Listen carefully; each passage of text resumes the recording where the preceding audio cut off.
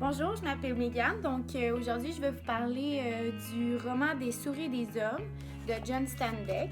Donc, un roman qui a été publié en 1937. C'est un roman américain.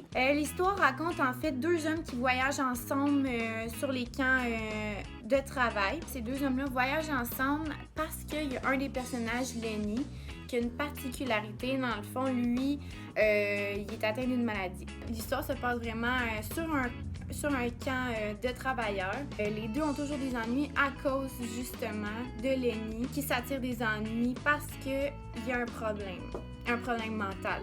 Il se rappelle plus de ce qu'il fait, il sait pas trop qu'est-ce qu'il fait. À la limite, ça fait quasiment pitié parce que Lenny se sent mal parce que George est tout le temps fâché, mais Lenny sait pas pourquoi George est fâché. Donc c'est un peu comme répétitif, là.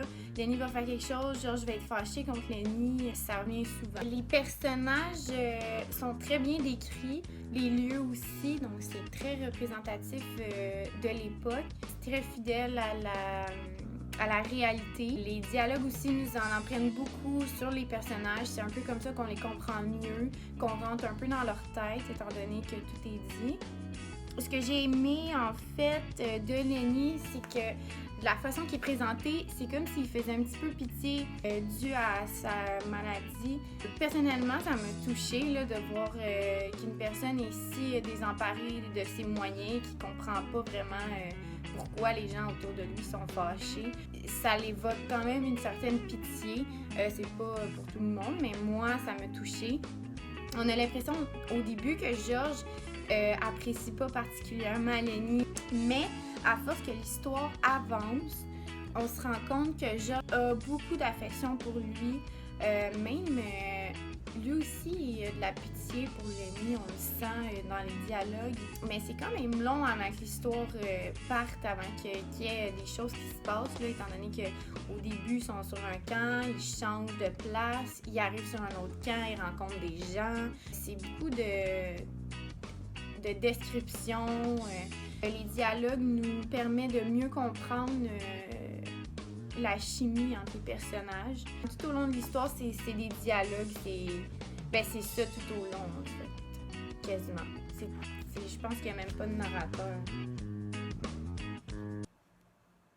Il y en a un, mais qui va décrire les lieux, une nouvelle place, surtout dans le début du chapitre, là.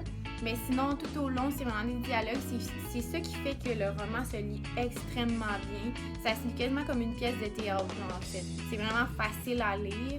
La structure aussi est vraiment facile à comprendre. J'ai bien aimé les dialogues, comment les gens se parlent, parce que le but, c'est d'imiter la réalité. Le langage utilisé, c'est un langage qui est semblable au langage populaire. Pas tout le temps, là, mais des fois, il y a des contractions de mots, comme à la place de c'était, ça va être c'était.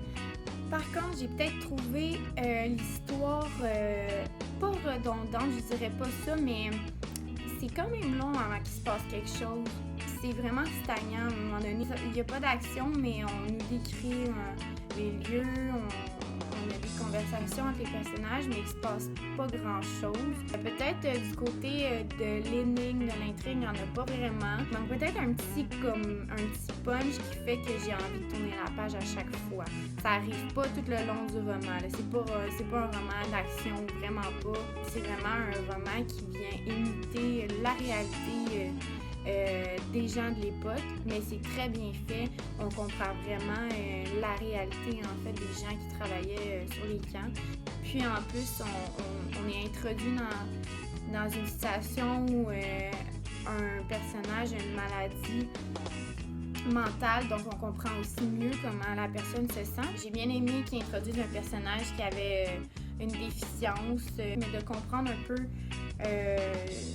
comment ça peut être lourd, une personne qui comprend pas trop ce qui se passe. Si en fait Lenny n'avait pas été dans l'histoire, je pense que l'histoire aurait vraiment été différente parce que c'est lui en fait qui fait l'histoire. C'est vraiment lui qui crée les péripéties, c'est lui qui crée le trouble aussi. C'est George qui vient réparer, George qui s'occupe de lui.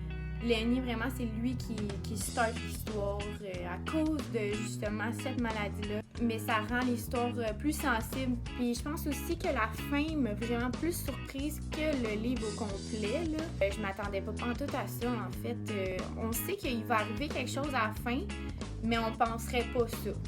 J'ai eu de la peine pour qu'est-ce qui arrive, mais je vous dirai pas c'est quoi. La fin est particulièrement intéressante à comparer du livre au complet. Le punch de la fin était vraiment bien parce qu'on s'attendait pas à ça. Moi, j'espère que ça vous a donné le goût de le lire, même si je dis qu'il n'y a pas nécessairement beaucoup d'action, ça reste quand même un très bon roman de réalité. Et ça vaut quand même la peine de le lire, il se lit super rapidement. Franchement, c'est quand même un bon roman. Ben, je vous conseille de le lire, vous ne serez pas déçus, mais si vous cherchez à lire un roman qui a des papas, ça sera pas. Je vous dis à la prochaine.